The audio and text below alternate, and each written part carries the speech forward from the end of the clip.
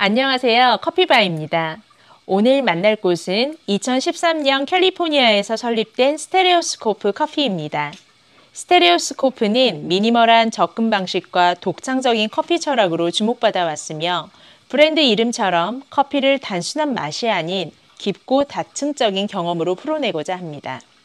레이프 한 CEO는 끊임없는 탐구와 혁신으로 브랜드를 이끌며 감각적인 공간 디자인과 브랜드 아이덴티티로도 인정받고 있습니다. 그들의 매장은 단순한 카페를 넘어 커피를 깊이 이해하고 즐길 수 있는 공간으로 설계되었습니다. 이번 인터뷰에서는 스테레오스코프의 철학과 미래, 그리고 카페 창업을 꿈꾸는 분들께 도움이 될 이야기를 담았습니다. 함께 들어보시죠. 스테레오스코프라는 브랜드를 시작하게 된 계기와 네. 이제 창업 과정에서 어려웠던 점이 있을까요? 스테레오스코프를 열게 된 계기가 저는 이제 커피 교육을 이제 처음에 바리스타로 하면서 많이 했는데 이제 같이 이제 교육을 받던 그 분들이 근데 이렇게 커피를 잘 하는데 왜 로스팅을 개인 비즈니스로 안 하냐 하면서 이제 그러면은 커피도 다양하게 더 맛있는 거를 많이 이제 보일 수 있을 텐데 해서 같이 이제 시작을 하게 됐고 그 과정에서 Q그레이드도 따고 하면서 생두에 대한 공부를 더 많이 하게 됐고 좋은 커피를 좀 많이 좋은 가격에 손님분들께 드릴 수 있는 이제 그런 계기를 만들자 해서 내게 됐어요. 저도 창업하시는 분들을 많이 보긴 했는데 생두 공부까지 하시는 분들은 잘 없거든요. 저도 그 부분은 좀 강조를 하는 편인데 왜냐면 생두가 재료가 제일 중요한 거잖아요. 알겠습니다. 그러면 창업 과정에서 어려우셨던 점 있을까요? 제일 어려웠던 게 저희 1호점을 열고 처음 이제 저희가 생각한 거는 정말 제일 맛있는 커피를 만들 수 있는 가게를 열자 라는 생각으로 가게를 열었는데 첫 해는 너무 좋았어요. 왜냐면은 제가 가르친 제자분들이랑 같이 가게를 열면서 같이 이제 가게를 오픈하고 같이 닫고 매일 커피 연구하면서 커피도 정말 좋은 커피들만 이제 뽑게 되고 손님들도 다 좋아했는데 그게 이제 1년, 2년이 지나가다 보니까 같이 일하신 친구분들이 같은 자리에 계속 머물게 되잖아요.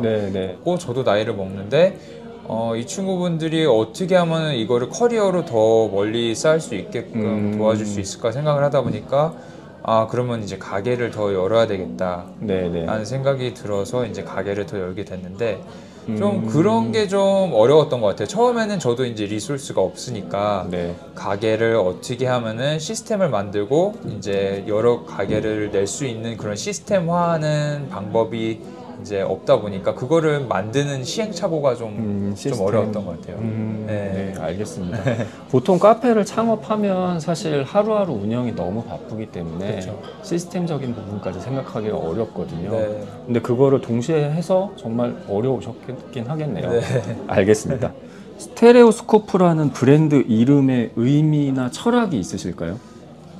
사실 처음에는 제일 아시안 느낌이 안 나는 이름이 뭘까라는 생각을 많이 했어요. 아시안 느낌. 왜냐면 저희는 이제 도매 회사로 이제 시작을 했다 보니까 이게 한국적인 이름을 넣으면은 백인들이 좀 싫어하지 않을까? 아니면은 이제 그런 거부 반응이 있지 않을까 해서 그때는 그러셨겠네요. 그렇죠. 그게 지금 벌써 11년이 됐으니까.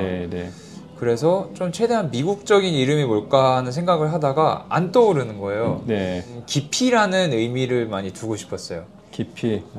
그래서 갑자기 딱 떠오르는 단어가 스테레오스코프인 거예요. 스테레오스코프이 뭐죠, 근데? 이게 안경인데 그 두 사진을 비슷한 사진인데 두 개 그 안경을 통해서 보면은 이게 3D 입체로 보이는 그런 안경이에요. 근데 저는 사실 그것도 몰랐는데 단어가 그냥 떠오른 거예요. 스테레오스코프라는 단어가. 그래서 쳐보니까 그런 안경이더라고요. 그래서 보니까 이게 깊이를 주는구나. 그리고 옛날 방식의 안경이거든요.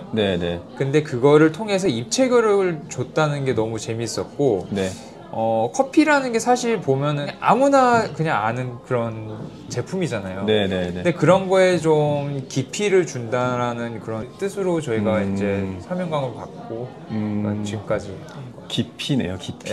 알겠습니다. 스테레오스코프라는 커피 브랜드가 다른 커피 브랜드들하고 차별화되는 포인트가 있을까요? 일단은 소싱인 것 같아요. 소싱? 생두에 대한 소싱, 생두에 대한 이해도를 통해서 우리가 그거를 제대로 이해를 하고 로스팅을 제대로 표현을 해서 추출을 해나가는 그 과정이 저희의 장점인 것 같아요. 재료에 다른 사람들보다 더 집중한다. 네. 네. 그래서 이제 많은 로스터들이 좀 거기서 이제 힘들어하는 부분이 네. 로스팅까지는 쉬워요. 왜냐면은 솔싱을 해서 그 솔싱을 로스팅하는 친구들이랑 같이 얘기를 하면서 이제 프로파일을 만들잖아요. 네네. 근데 로스팅에서 바리스타로 연결되는 그 고리가 많지가 않아요. 맞아요. 네, 그래서 저희 같은 경우는 그 로스팅 하는 친구분들이랑 바리스타 분들이 소통을 할 수 있는 그런 기회를 많이 만들어 놨기 때문에 이제 바리스타 분 친구들도 로스터들이 어떻게 이제 어떤 의도로 이런 커피를 볶았는지 그리고 소싱은 어떤 의도로 됐는지에 대한 커뮤니케이션을 좀 많이 하다 보니까 거기에 좀 장점이 생긴 것 같아요. 네, 알겠습니다. 네. 이게 좀 비슷하면서 재밌는 얘기인데 네. 제가 이제 교육을 하다 보니까 제자분들이 많아요. 네. 제자분들 중에서는 이제 식당이나 음식점을 운영하시는 셰프들이 계신데 네. 그분들이 커피를 배우고 이제 같이 커피를 제공하려고 네. 이제 공부를 하셨는데 다 똑같이 하는 얘기가 커피가 요리보다 어렵다라는 거예요. 그래서 뭐 아니 저보다 더 맛도 잘 보시고 향도 잘 보시고 재료도 잘 보실 건데 뭐가 그렇게 어렵냐라고 여쭤보니까 커피는 요리를 2번 하는 거다라는 얘기를 하더라고요. 근데 2번의 요리를 다른 사람이 한다. 네. 그래서 너무 어렵다라는 네. 거예요. 그래서 이제 대표님 말씀하신 대로 로스팅이 첫 번째 요리고 네. 브루잉이 2번째 요리인데 네. 이게 연결점이 없다라는 얘기. 네. 그게 너무 어렵다. 네. 라는 얘기를 하시는데 그 말씀을 들어보니까 그 생각이 나네요. 근데 가장 어려운 부분이지만 네. 이런 방법으로 네. 이제 해결을 해 나가고 있다라는 네. 말씀이신 거죠. 알겠습니다. 그러면 이제 LA라는 미국 서부의 대도시에서 이제 사업을 네. 운영을 하고 계시는데 네. 일단은 한국인 기반인 거잖아요. 네, 네. LA는 그래도 한인 사회가 상당히 크고 엄청 크죠. 엄청 네. 크고 그래서 한인 커뮤니티하고 네. 이제 스코프라는 브랜드가 관계를 어떻게 유지를 하고 있는지. 네. 네. 처음에는 저희가 아까 얘기했다시피 도매 회사로 시작을 하다 보니까 네. 그 도매는 커피숍은 거의 다 이제 외국인들이 많이 하다 보니까 네, 저희는 네. 이제 한국 이미지를 많이 벗으려고 많이 했는데 네, 네. 시간이 지날수록 굳이 그럴 필요는 없겠구나. 네, 네. 내가 가지고 있는 장점, 우리 한국인들이 가지고 있는 장점들을 살려도 그걸로도 충분히 좀 메리트가 있다라는 생각이 많이 들어서 그쪽으로도 이제 저희가 많이 하고 있는데 특히나 저희가 한인분들이 저희 회사에 많이 지원을 하세요. 바리스타 분들이. 그러다 보니까 한국인 교포분들인 거죠. 교포분들도 네 많고 네. 한국에서 갓 오신 분들이 뭐 좀 공부를 하면서 배우고 싶다라는 분들도 계셨고 네, 네. 네, 그렇게 자연스럽게 좀 스며든 것 같아요. 그런 식으로. 네. 알겠습니다. 저희가 스테레오스코프라는 브랜드를 처음 접한 게 네. 이제 SCA 디자인 어워드를 네, 네. 패키징하고 네. 이제 매장으로 네. 수상을 하셨고 제가 네. 그거를 보고 너무 깊은 감명을 받아서 브랜드를 인지를 하게 됐는데 네. 그런 디자인들은 어떻게 만들어내셨는지. 제가 처음 그 인스타그램으로 그 디자인하는 그 펌 자체를 노르웨이에 있는 회사인데 제가 인스타그램으로 그분들이 한 작업 하나를 봤는데 너무 마음에 드는 거예요. 네. 그래서 인스타그램으로 제가 연락을 드렸어요. 네, 네. 근데 때마침 그분들도 커피백은 한 번도 안 해봤다. 그래서 너가 원하면은 같이 한번 해보자. 그분들은 주로 어떤 뭐 상품 패키징을 하시는 상품 분이- 패키징 음식 쪽으로 많이 하셨어요. 음식이랑 네네. 이제 음료수 쪽으로 네네. 디자인을 많이 하셨던 분들인데 상도 엄청 많이 받으셔서 저도 이제 한번 같이 일을 해보고 싶다 해가지고 제가 노르웨이를 가서 그분들이랑 미팅하고 이제 디자인 미팅하면서 한 1년을 거쳐서 이제 디자인을 만들게 네. 됐죠. 네. 너무 멋있게 잘 나왔고 네. 이 전 세계 어디에도 이렇게 멋있는 패키징이 저는 없다라고 생각을 했습니다. 감사합니다. 솔직히. 네. 미국도 뭐 한국처럼 말할 것도 없이 이제 스페셜티 커피 시장의 경쟁이 엄청나게 치열하겠잖아요. 네. 그래서 거기서 브랜드를 성장시키는데 중요한 전략이나 네. 방법 있으실까요? 서비스라고 생각해요, 저희는. 서비스? 네. 네. 아무래도 유일하게 모든 업종을 다 통틀어서 매일 손님들이 올 수 있는 이제 업종이잖아요. 네네. 그러다 보니까 손님분들이 매일 오셔도 좀 즐거운 마음으로 오실 수 있는 그런 분위기를 만드는 게 제일 중요하다고 생각하거든요. 그래서 저희는 직원 트레이닝을 할 때 9주 트레이닝에서 2, 3주는 서비스들만 트레이닝을 하고 있어요. 손님분들께 어떻게 대화를 하고 어떤 대화를 하고 어떤 의도성으로 손님들께 대해야 되는지 어떻게 접해야 되는지 메뉴를 이제 추천드릴 때 어떤 식으로 해야 되는지 이런 디테일까지 좀 하다 보니까 그게 매뉴얼 같은 게 있으신 건가요? 네. 손님을 응대하는 매뉴얼 같은 게 네. 있고 그거를 숙지할 수 있게끔 네. 2, 3주 정도나 교육을 한다? 네. 대단하시네요. 사실 저도 커피에서 호스피탈리티가 가장 중요하다고 생각을 합니다. 네. 그것 때문에 어제 오셨던 손님이 오늘도 오시고 그쵸. 내일도 오시고 네. 모레도 오시는 거라고 네. 생각을 하거든요. 한국의 외식업, 그러니까 커피 시장에서 사실은 대형 프랜차이즈들이 그런 걸 되게 잘합니다. 네. 그러니까 저는 커피를 함에 있어서 가장 중요한 세 가지 축이 맛, 네. 환대, 청결이라고 생각하거든요. 네. 근데 프랜차이즈들 커피는 사실 좀 맛보다는 네. 그런 환대하고 네. 청결에 집중을 많이 하는 편이고 네. 엄청나게 잘해요. 네. 네, 그래서 뭐 시험을 본다든지 그쵸. 매뉴얼이 뭐 두껍게 있다든지 해서 네. 정말 철저하게 관리를 하는 네, 거고 네. 사실 그게 커피에서 저도 정말 중요하게 생각하는 포인트인데 네, 네. 그런 부분들까지 교육을 하신다는 네. 말씀이고요. 알겠습니다. 커피를 오래 하셨잖아요. 네. 근데 최근에 이제 어떤 분야를 막론하고 세상이 너무나 빨리 변하는데 네. 스페셜티 커피 업계에서 뭔가 변화되는 양상, 트렌드를 느끼신 게 있는지. 제가 그래서 이제 브루어스컵의 심사위원을 제가 하고 있어요. US에서? 네. 그래서 그런 거를 하면서 이제 업계에 있는 그런 전문가들이랑 네. 아니면 이제 그런 바리스타 참가하는 바리스타 분들이 내리는 커피를 마시고 이런 커피들을 가지고 선정하는 커피들을 보면서 트렌드를 좀 많이 읽으려고 노력을 네, 해요. 그리고 그거를 저희 가게에도 접목을 시키는 그런 계기도 만들 수 있고. 근데 제일 중요한 거는 저희가 가게에서 바리스타 분들이 제일 많이 소통하시잖아요, 손님분들이랑. 네. 그러면 그 니즈를 제일 빨리 파악하는 거는 솔직히 바리스타 분들이거든요. 그렇죠. 그래서 저희는 이제 그 캐셔 분들, 이제 오더 받는 분들을 트레이닝을 제일 많이 해요. 네, 그래서 그분들이 그런 데이터를 많이 받고 그거를 저희 매니저분들이나 같은 직원분들께 그런 거를 데이터를 공유하는 그런 오픈 커뮤니케이션을 많이 하려고 노력을 해요.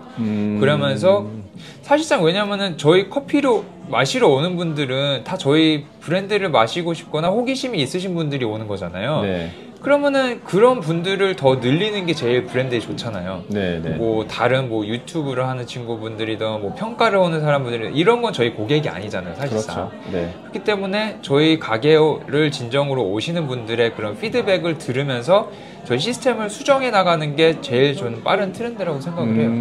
네. 알겠습니다. 현장에서 트렌드를 보신다라는. 네. 그게 맞네요. 알겠습니다. 혹시 이제 한국 시장에도 조금 조사를 하셔 보셨겠지만 네. 한국과 미국의 소비자들이 즐기는 커피의 문화 차이가 있을까요? 있죠. 어떤 차이죠? 미국 같은 경우는 카페인 문화거든요. 그래서 아침에 일어나서 커피를 무조건 마셔야 되는 문화예요. 그게 하루 일상이에요, 그냥. 그게 습관인 거죠? 습관이죠. 생각하기 전에 그냥 몸이 움직이는. 네, 그냥 일상인 거예요, 이게. 네. 거의 문화적이라고 보거든요. 어떻게 보면 이탈리안들이 에스프레소를 만든 그쵸? 거랑 비슷하네요. 네. 그래서 저는 그 문화를 너무 사랑하고 그 문화로 때문에 제가 계속 커피를 이어간 그런 계기가 됐는데 한국 같은 문화는 사람을 만나는 목적의 문화가 좀 큰 것도 있는 것 같아요. 그것도 있습니다. 네. 사실은. 그래서 누구 만날 때 커피숍 갈래? 네. 약간 이런 문화가 또 많은 것 같은데 맞아요. 미국에서는 혼자 오는 사람이 되게 많아요. 네, 혼자 와서 뭐 바리스타랑도 얘기를 하고 커피 즐기다가 뭐 좀 이따 가고 이런 친구들도 되게 많거든요. 아, 그래서 서비스가 더 중요하겠네요. 그쵸. 혼자 오시는 분들이 있으니까. 네. 참고로 이게 한국의 커피 문화에 대해서 정확하게 보신 게 한국어로 사랑방이라고 하거든요. 네. 그러니까 동네에서 사람들을 만나는 곳이고 특히 이런 서울 같은 대도시는 너무 빨리 발전을 했다 보니까 공원이나 녹지 같은 공간들이 잘 없어요. 그러니까 사람들이 만나서 얘기를 나누거나 쉴 그런 공간들이 없는데 카페가 그런 역할을 하는 거죠. 그래서 제가 호주는 못 가봤는데 호주의 카페들이 사실은 그 매장은 좁지만 이제 손님들이 커피를 테이크아웃해서 이제 인근의 공원 같은 데서 이제 많이 시간을 보낸다고 하더라고요. 그래서 한국의 커피는 사실 좀 그런 면이 좀 베이스에 깔려 있기는 하죠. 옛날에 다방이라고 했던 그런 문화인 거죠. 알겠습니다. 이제 근무하는 파트너들의 좀 어떻게 보면 커피 일을 계속할 수 있는 지속 가능성적인 측면에서 어떤 노력을 하고 계신지. 저희 같은 경우는 이제 바리스타 분들이 매니저를 넘어서 저희 오너십을 가질 수 있는 프로그램들을 많이 만들어 놨어요. 그래서 매니저로 일을 하고 그 영업 실적이 좋은 매니저분들은 저희가 가게를 열 때마다 그분들께 지분을 살 수 있는 그런 기회를 주거든요. 그럼으로써 저희 매니저로 일하고 굳이 그 새로 여는 가게 매니저가 되지 않아도 그 패시브 인컴이라고 하죠. 그래서 그런 돈이 이제 수익이 들어올 수 있고 매니저로도 일하면서 매니저의 그런 샐러리도 받고 하면서 그런 쪽으로 많이 도움을 주고 있고 되게 좋은 정책이네요. 그러면은 사실은 내가 노력한 만큼 내 수입이 되는 거잖아요. 플러스 알파로. 사실 그런 형태로 운영한다라는 게 이제 오너 입장에서는 쉽지 않은 결정이었을 것 같기는 하거든요. 좀 오래 걸리는 시스템이죠. 왜냐하면 어떻게 보면은 투자를 받을 때는 좀 더 큰 돈으로 제가 빨리빨리 가게를 열 수가 있는데 이제 직원분들이랑 일을 하다 보니까 직원분들이 뭐 돈이 많은 친구들이 많지는 않잖아요. 그러면은 거의 다 제 돈을 먼저 다 내서 이제 가게를 열고 수익에서 제가 그분들이 이제 내야 되는 부분을 제가 먼저 내드리는 방식으로 좀 많이 하는 게 많아요. 이제 그러다 보니까 좀 더뎌지는 부분도 있는데 저는 어떻게 보면은 좀 멀리 보면은 좀 더 멀리 갈 수 있는 그런 방식이 아닌가 하는 생각이 들다 보니까 그게 같이 일하는 동료들의 이제 지속 가능성적인 측면에서는 정말 좋은 방법이네요. 알겠습니다. 그리고 사실 제가 작년에 이제 24년이죠. 이제 서울 카페쇼에 갔다가 이제 스테레오스코프의 부스를 실제로 처음 봤었고, 근데 그때 좀 놀랐던 게, 이분들은 한국 시장에 관심이 있으신가? 라는 거를 좀 느껴서, 혹시 뭐 카페쇼에 참여하시게 된 계기나, 혹시 좀 기대하시는 부분, 그리고 한국 시장 진출 관련해서 뭐 계획이나 있으신지 좀 여쭤보려고요. 저희도 이제 엑스포를 계속 나오게 된 계기가 이런 미국 카페인 문화를 한국에도 좀 소개시켜 드리고 싶다 하는 마음에 계속 나오게 됐고, 기회가 된다면 한국에도 저희가 이제 가게를 열자라는 생각으로 하게 됐고, 아마 이번 년에 그런 기회가 생겨서 지금 준비 중으로 지금 들어가요. 커피를 한국에서도 만날 수 있는. 알겠습니다. 기대해 보겠습니다. 혹시 한국의 커피 시장에서 만약에 이제 진출을 하시면 한국에서 커피로 성공을 한다 라는 목표가 있으실 거고, 한국의 커피 시장에서 성공하기 위해서, 자리 잡기 위해서는 내가 어떻게 일을 해야 되는지 생각하시는 바가 있으신지. 일단 저는 중요하게 생각하는 게 교육 시스템이 제일 중요하다고 생각을 해요. 직원들의 교육 시스템. 그래서 저희는 지금 교육 시스템을 다 구성을 짜는 대로 미국에서 한 것처럼 한국에서도 똑같은 방식으로 교육 시스템을 만들 거고, 그리고 이제 서비스의 개념을 조금 더 바꾸고 싶어서 그런 쪽에 좀 많이 인프라를 만들 것 같아요. 서비스. 제일 집중을 하시고 잘 하시는 부분에 알겠습니다. 제가 개인적인 질문인데 개인적으로 커피를 시작하시게 된 계기가 있으신지. 뭐 제 나이가 그때는 16살이었거든요. 고등학생인가요? 그때 제 첫 알바가 커피숍이었어요. 그러니까 사실상 처음에는 그냥 겉멋도 있었고, 그 나이는 그렇죠. 그리고 돈도 벌어야 했고 하면서 시작을 하게 됐는데, 이거를 내가 결정적으로 하고 싶다라는 생각이 든 거는 제가 태어나서 처음으로 제 돈을 주고 책을 사봤어요. 네. 네. 그게 생각을 해보니까 내가 내 돈으로 책을 샀네? 네. 라면서 좀 이제 좀 호기심이 생겼고, 제가 사랑하는 부분은 이 문화적인 부분. 이렇게 제가 만든 공간에 손님들이 와서 즐거워해 주시고, 네. 그거를 보면서 커피라는 게 어떻게 보면은 저는 음식도 좋아하고 커피도 좋아하는데 커피는 제가 만들고 1분 안에 만들어서 네. 이 손님이 좋아하는지 안 좋아하는지를 바로 알 수가 있잖아요. 음식 같은 경우는 만드는데 뭐 10분, 20분이 걸려서 제가 볼 수 있는 그런 환경도 아니잖아요. 맞아요. 그렇기 네. 때문에 그런 것들이 저는 커피가 그런 부분이 너무 좋았고, 그런 거를 즐겨하는 사람들이 매일 와서 같이 내 일상의 한 부분이 되는 게 전 너무 좀 좋았어요. 알겠습니다. 네. 알겠습니다. 그러면 앞으로 스테레오스코프라는 브랜드를 운영하시면서 네. 목표가 있으신가요? 나는 여기까지 해보고 싶다. 이런 네. 걸 더 해보고 싶다 하시는 부분이. 저희는 제일 큰 목표는 바리스타 분들이 이렇게 커피로 커리어를 만들 수 있구나 하고, 저희가 하는 이런 시스템을 다른 커피숍 오너분들도 다 이제 좀 어느 정도 영감을 받으셔서 네. 이런 비즈니스 문화를 좀 만들 수 있는 그런 회사가 됐으면 좋겠어요. 커피를 일로서 하는 분들의 네. 어떻게 보면 직업적인 안정성이네요. 네. 왜냐면 사실 한국도 그래요. 그 일정 수준까지 올라가면은 네. 결국에는 약간 좀 창업에 내몰리는 그쵸. 그런 상황이 되고 네. 그런 부분에 있어서 사실은 불확실성이 되게 크기 때문에 네. 창업은 사실 리스크가 상당히 크잖아요. 그쵸. 이게 또 내가 한다라고 된다라는 보장도 없기 때문에 네. 근데 말씀하신 걸로는 그렇게 네. 그런 문화가 퍼진다라고 하면 이제 어쨌든 커피를 일로서 나누는 거잖아요. 그렇죠. 네. 저는 되게 말씀을 들어보니까 이게 커피 일을 하는 이제 커피 산업에 있는 동료들이 같이 이렇게 성장을 할 수 있는 방법도 네. 그렇게 들리네요. 근데 어떻게 멀리 보면은 그렇게 해야만이 커피가 발전을 할 수가 있거든요. 네. 왜냐면 커피라는 직업이 뭐 5년, 10년으로 뭐 한정이 됐다 하면은 그분들이 뭐 오래 일해서 뭐 매니저가 되고 오래 일해서 좀 실링이 있다고 치면은 그거를 오래 하는 사람들이 많지가 않다는 거잖아요, 커피를. 그렇죠. 짧게 하고. 네. 짧게 그렇다 하고 보면은 이제 이 발전할 수 있는 속도가 너무 느리다 보니까. 네. 네. 그런 커피를 오래 하는 친구들이 많아질수록 그 경험도 많아지는 거고, 그런 손님들에 대한 그런 데이터도 좀 깊어질 수 있는 거고. 업계 실력도 올라가는 그렇죠. 거고. 네. 네. 그러면서 커피가 전체적으로 발전할 수 있는 것 같아요. 알겠습니다. 알겠습니다. 네. 귀중한 시간 내주셔서 말씀해 주셔서 감사합니다. 네. 말씀 잘 들었습니다. 감사합니다.